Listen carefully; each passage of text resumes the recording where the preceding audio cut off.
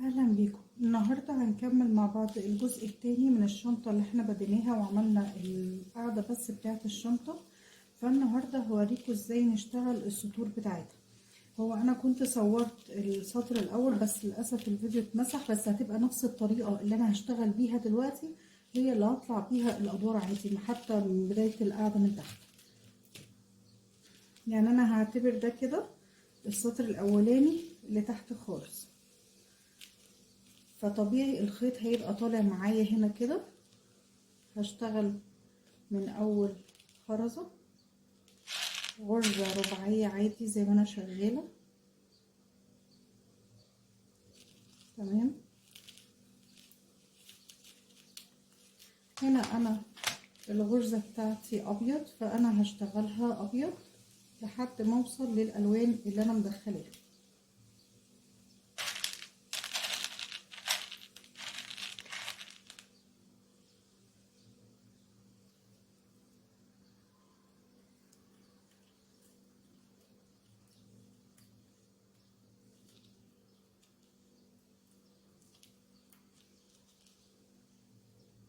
اول 4 دول انا شغالة عليهم بالابيض بس.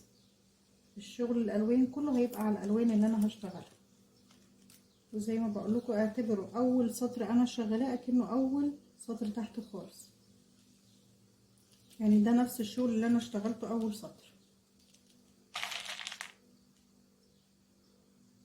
دي اخر غرزة باللون الابيض. تمام. هاجي بقى الاول خرزة باللون الاصفر. اول خرزة باللون الاصفر هحط عليها 2 اصفر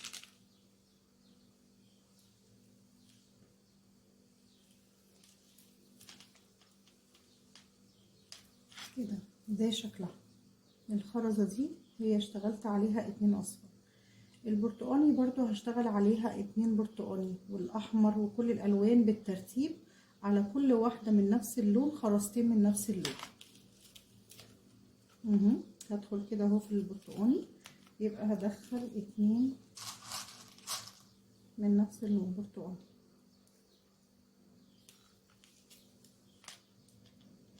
وبعدها برضو اللون الاحمر كده ندخل 2 احمر،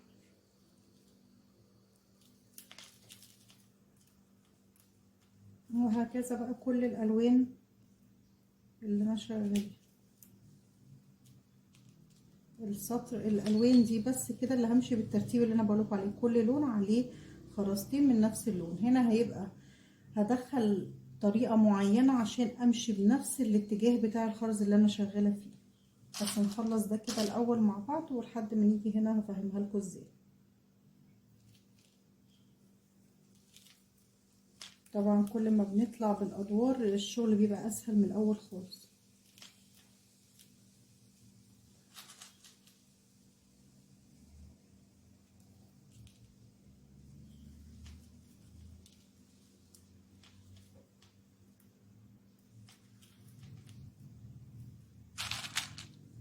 كده ده اللبني، هحط برضو 2 لبني.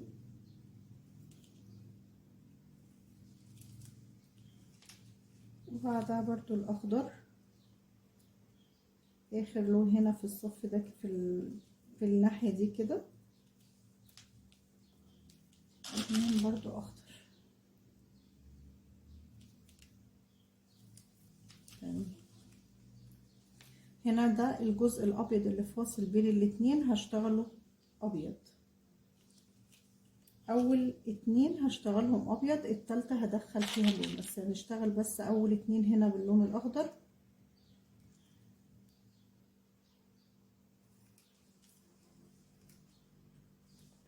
ادي واحدة، ودي الخرزة التانية برضو هشتغل عليها غرزة باللون الابيض. وهاجي هنا للغرزة التالتة هي اللي هيبقى ادخل فيها لون من اللي عليه الدور. هنا عشان اتجاه الخرز كله هنا كده، لكن ده كده السهم بتاعها كله هنا، ده برضو داخل هنا. لكن انا هنا اشتغلت بالترتيب، هنا هدخل واحدة ابيض مع واحدة اخضر عشان تبقى في نفس الاتجاه. فهنا اهو دي على الغرزة التالتة البيضة هدخل واحدة ابيض وواحدة اخضر من اللي عليها الدور، اللون اللي عليه الدور اول لون اهو عشان اعمل نفس الاتجاه. طيب هنا برضو هشتغل واحدة اخضر وواحدة لبني عشان امشي كده، عشان اتجاه الالوان كله يبقى داخل لجوه كده. فهشتغل واحدة اخضر وواحدة لبني، على اللبني برضو هشتغل واحدة لبني وواحدة بامبا، وهكذا لحد الاخر. يبقى هنا اهو الاخضر، يبقى هاخد واحدة اخضر من اللون اللي انا شغالة عليه وواحدة من اللون اللي بعده.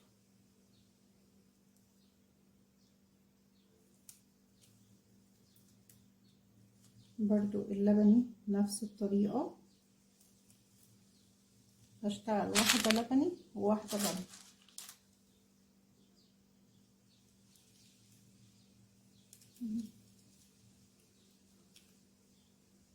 اللي بعدها برضو نفس الحاجة. انا هنا برضو نفس الكلام ده كان في السطر الاول، لما جيت هنا على الخرزة البيضة انا اشتغلت واحدة ابيض وواحدة اخضر، وبرضو على اول واحدة اخضر خدت واحدة اخضر وواحدة لبني، نفس اللي انا بشتغله فوق بالظبط.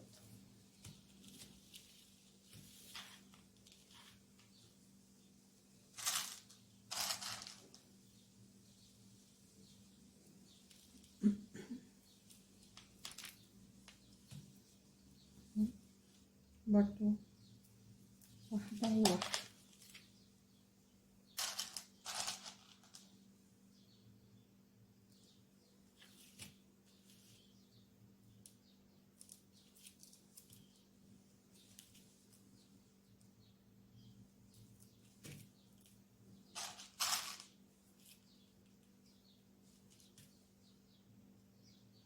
ناخد بالنا من الالوان اللي بندخلها عشان بتطلع بنفس ترتيب الالوان،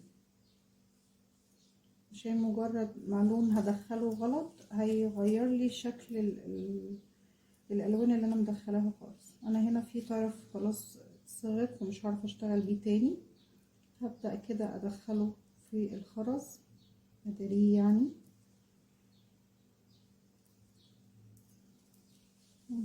عشان هبدأ بخيط جديد واكمل الشغل عادي خالص. الطريقة دي كويسة جدا ان انا بدخل الخيط في قلب الخرز علشان ما اعملش عقدة وابوظ شكل الشنطة. نفس الحكاية هنا كده برضو هدخل الخيط في قلب الخرز، بدخله كويس كده مسافة كويسة بس عشان اثبت الشغل واثبت اخر غرزة انا اشتغلتها. تمام كده، والزيادة انا مش هبقى محتاجاها بشيلها خالص بالمقص عادي. تمام، هاخد خيط جديد عشان اكمل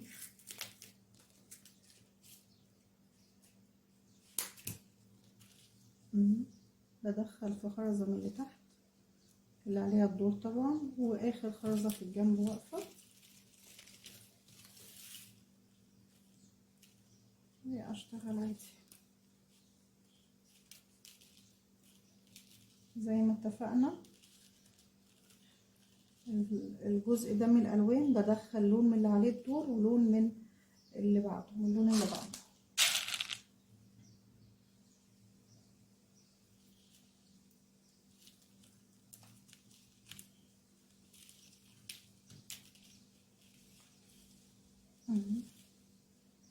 وصلت لاخر لون، اللون الاصفر اخر واحده. الغرزه اللي بعدها ابيض يبقى هدخل واحده اصفر وواحده ابيض وهكمل الباقي ابيض عادي.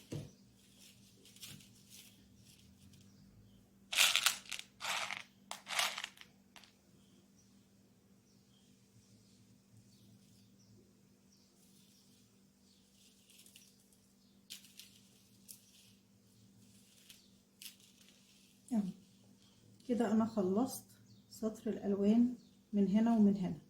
هكمل الباقي ده كله ابيض والف لحد ما اوصل الجزء التاني، وهشتغل برضو بنفس الطريقة اللي انا اشتغلتها هنا.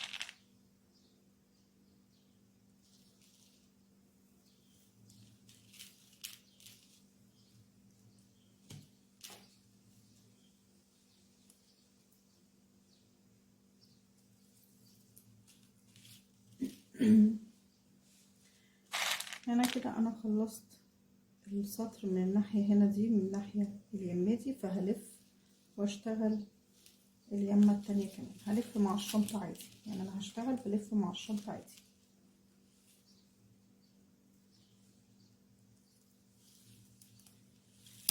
اهو ببدأ الف الشغل كده علشان اشتغل هنا والف الشغل معاه.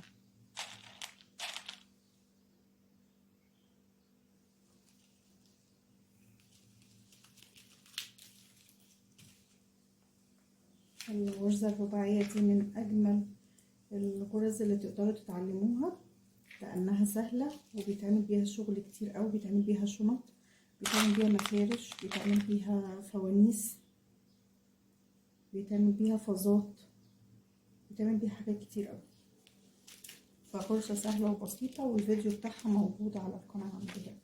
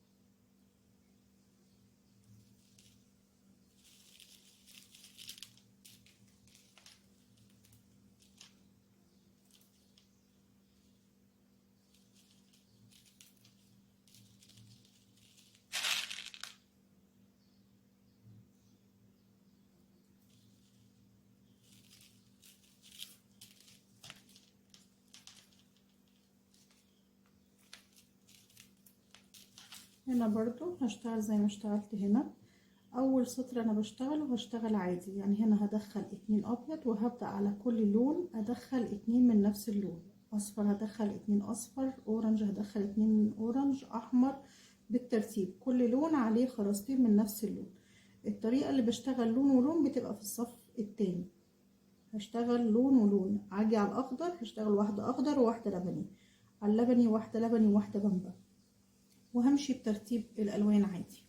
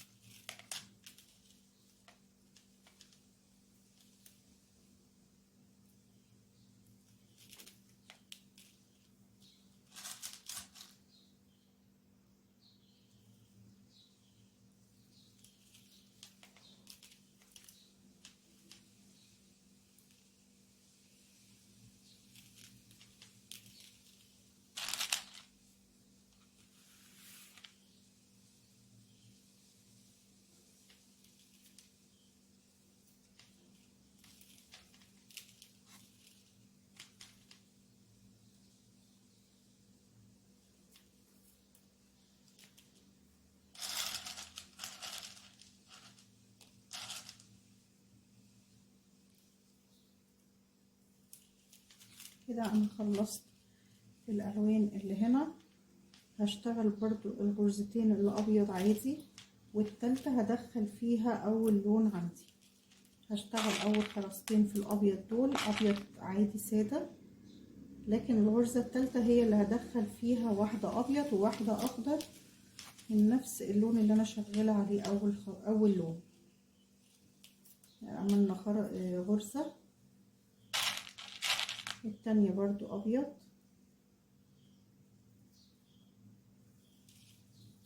التالتة هدخل واحدة ابيض وواحدة اخضر.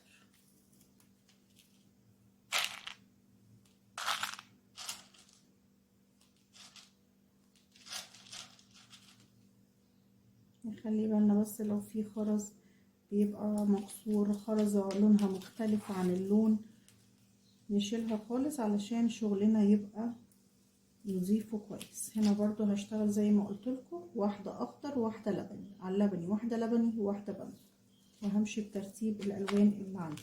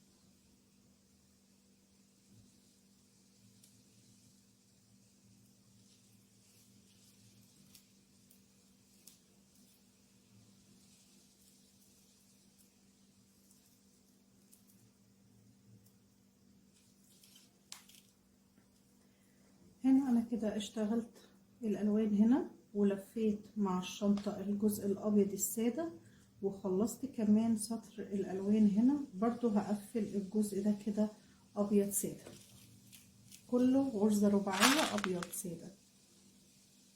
جزء الالوان كله بيبقى هنا وهنا بس، لكن الاطراف سادة.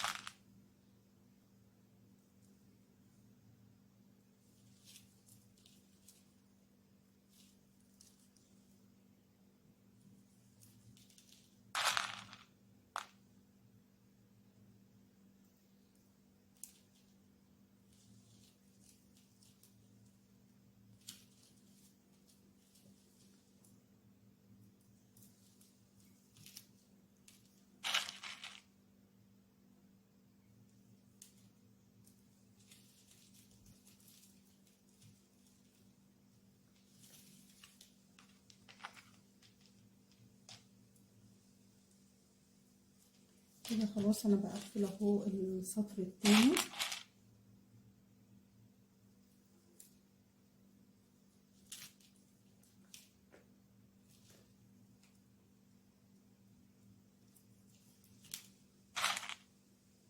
وكمان الخيط هيقفل معايا الجزء ده كده.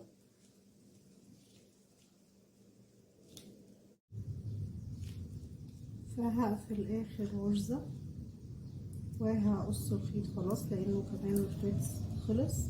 فانا هقفل الغرزة دي اخر غرزة بواحدة بس، خرزة واحدة بيضة.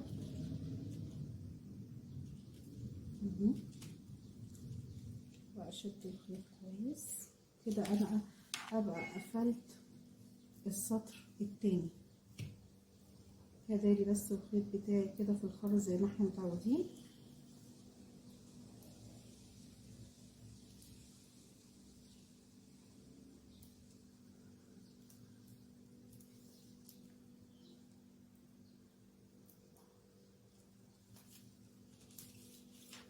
واحاول كده ايه يبقى الجزء ده كبير اللي بداريه في الخيط علشان يبقى ماسك الشنطة كويس، وتبقى اخر غرزة انا قافلة بيها مقفولة كويس. انا متأكدة ان انا قافلاها كويس.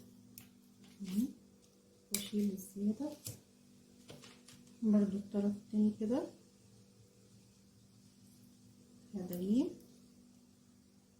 وادخله في قلب الخرز بتاعي.